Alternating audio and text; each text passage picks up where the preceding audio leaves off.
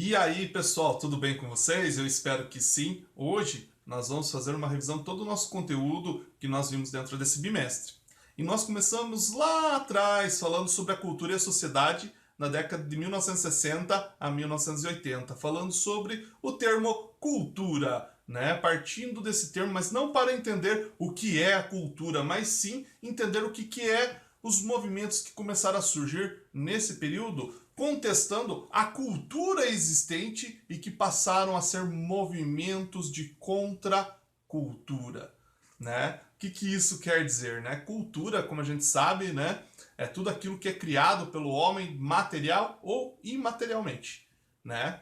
E todas as culturas, todos os povos têm cultura, né? Não importa qual povo, todos vão ter cultura, né? Então tudo isso vai se refletir, né, desde os povos mais simples até as sociedades mais complexas, né? Cada povo tem a sua cultura. Claro, não existe cultura melhor ou pior que a outra.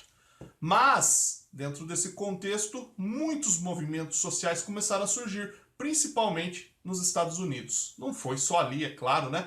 Mas também em outros países, mas dentro do conteúdo que nós vimos a maioria dos movimentos surgindo dentro dos Estados Unidos, né? Movimentos que lutavam com relação à questão da luta pelos seus direitos, né?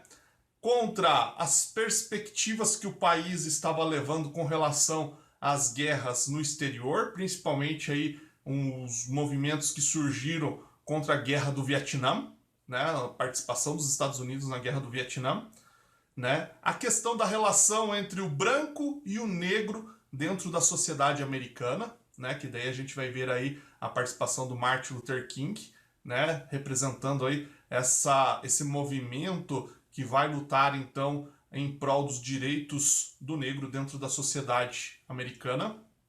E também movimentos como os movimentos beatniks, o movimento dos hippies, a nova esquerda americana, que vão estar lutando, né, por direitos, né, com relação aí ao modo do estilo de vida, da cultura pregada pelos Estados Unidos, né, e sendo implantada pelo mundo como a melhor forma de vida, né, o melhor estilo de vida para se viver, né, o estilo americano, o estilo de se vestir, as coisas que deveriam usar, né, tudo aquilo que é americano, né, sendo aí como um padrão, servindo como um padrão para a sociedade, de uma sociedade ideal, né? Então, esses grupos de jovens, vamos dizer assim, desse período, começaram a contestar esse tipo de cultura, né? E a lutar, então, contra a manifestação desse tipo de ação, né, que o país então estava desenvolvendo tanto fora com relação às guerras, quanto internamente com relação ao tratamento, né, das pessoas que viviam dentro da sociedade americana, o negro dentro da sociedade americana, e também, né, com relação às questões do estilo de vida norte-americano, né, que começam a ser questionadas, né, como não sendo, né, o melhor estilo de vida, a melhor cultura, né, mas sim sendo tratadas aí, né, por essa juventude, sendo contestadas por essa juventude dessa época. Depois, nós começamos a estudar o Brasil na década de 1960, 70 e 80, né? O que acabou acontecendo no país Brasil dentro desse período, né? E nós vamos ver aí então o processo das características dos governos populistas desenvolvidos tanto pelo Jânio Quadro quanto pelo João Goulart, né? Jânio Quadros permanecendo pouco tempo no poder, né? Tendo aí nessa essa questão, né, de vivência então, né, do país, né, dentro de uma popularidade anterior à sua eleição, mas com uma perda grande de popularidade no período então da sua candidatura, da sua eleição. E também o João Goulart, né, que também vai ter aí, né, uma queda de popularidade. Então isso quer dizer que nós estamos falando do fim do populismo no Brasil, né, que vai ser então a característica, né, daqueles governos anteriores a eles, como o do Juscelino Kubitschek, do Getúlio Vargas, né, que trouxeram aí, né, uma grande, um grande carisma com a população, né, com as massas, né, e que foi sendo levado então também na figura desses outros presidentes, né, tanto o Jânio Quadros quanto o João Goulart. Né? Porém, né, nesse período houve a decadência, principalmente porque depois desse período populista, já no ano de 1964, entrou no Brasil a ditadura militar. Né? E uma das grandes características existentes da ditadura militar foi, né, o golpe de Estado, né, para o início da ditadura, o golpe de Estado dado, aonde foi retirado do governo, né, o João Goulart, né, e, né, implantado então, né, dentro do Brasil um regime militar, né? Tudo isso pautado na ideia de lutar contra o socialismo, principalmente porque a configuração desses governos populistas e até mesmo pela aproximação que esses governos estavam tendo com países socialistas, estava de certa forma ameaçando, né, a questão do Brasil, né, na ideia de que poderia se tornar um país socialista se continuasse com essas pessoas no poder. E é claro que boa parte da sociedade civil, principalmente, né, as elites, apoiaram então os militares, né, nesse golpe.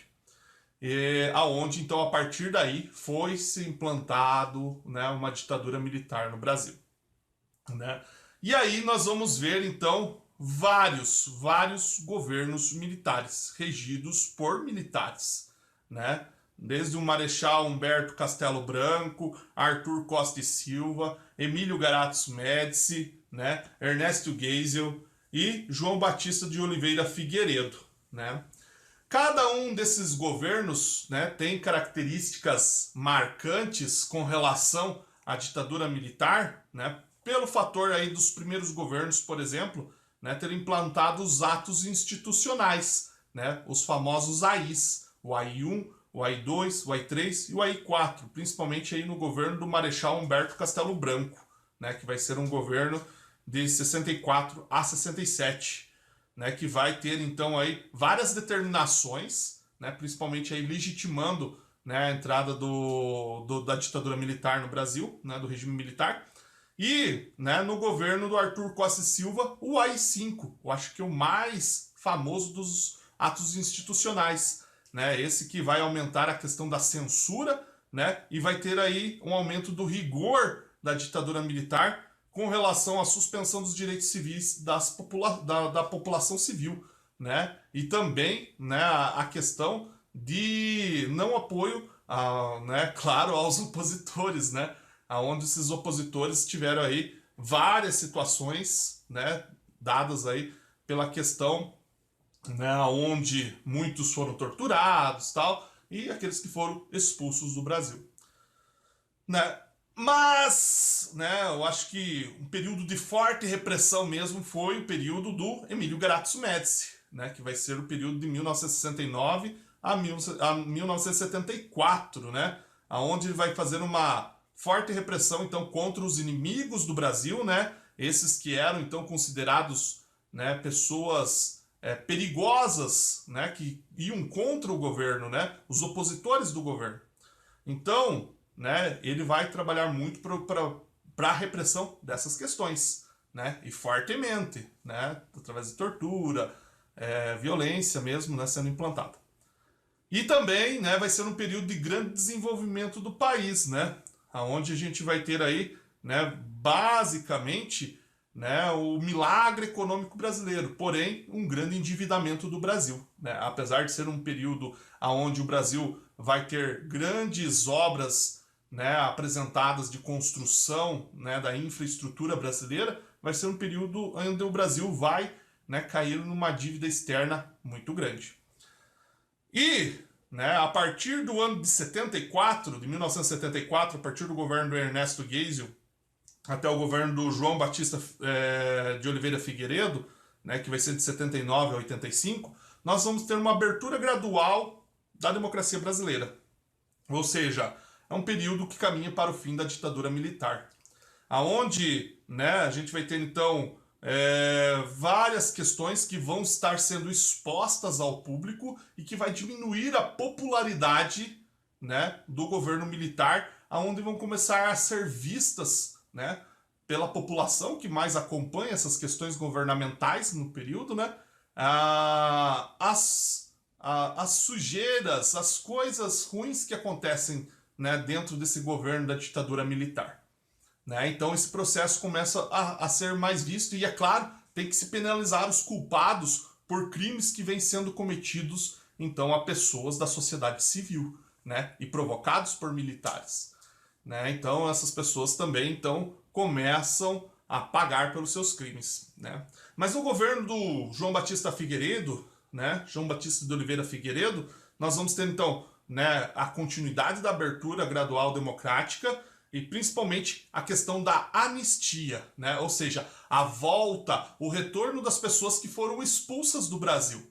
Né? Só que nesse processo não voltam somente as pessoas que foram expulsas por questões políticas, voltam todas, né? Até mesmo aquelas que cometeram crimes e que tinham sido expulsas do Brasil, podem retornar ao Brasil com essa questão da abertura da lei de anistia, né, política.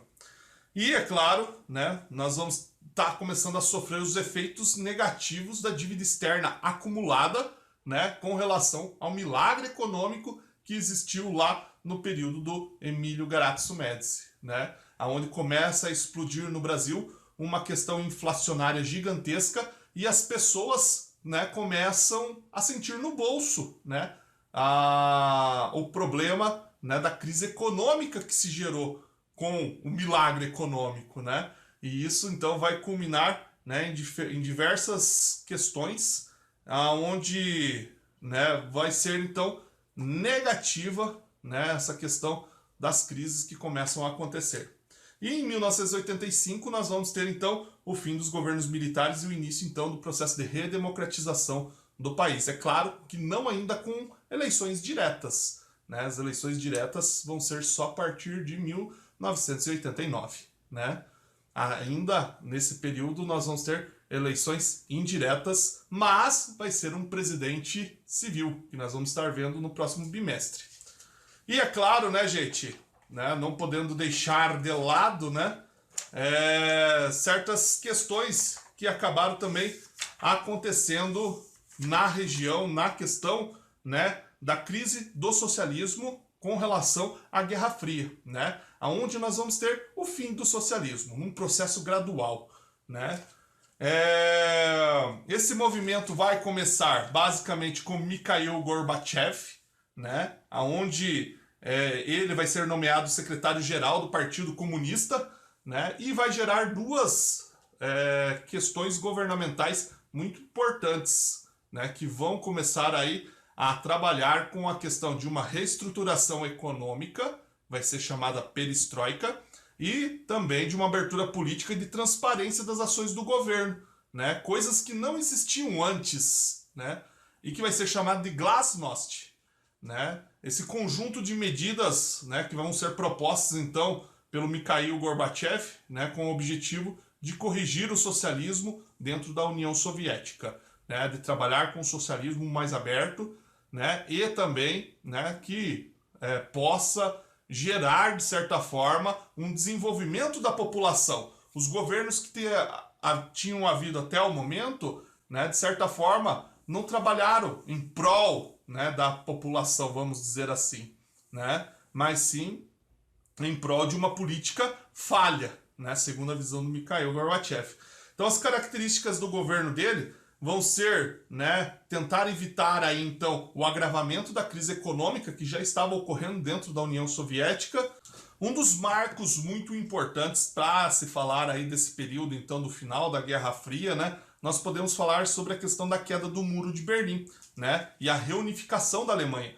O Muro de Berlim, né, que, né, foi aí a divisão existente, né, física, né, existente e simbólica também, né, existente da divisão entre capitalismo e socialismo, na divisão então da cidade de Berlim, na Alemanha, né, que vai ser essa característica de mostrar quem é quem em cada lado, né, e evitar, né, que exista uma troca, né, de pessoas dentro desse território, né, vai ser aí marcado então como o fim, né, de certa forma, simbolicamente, desse processo que começa a se mostrar que é o fim do socialismo, né?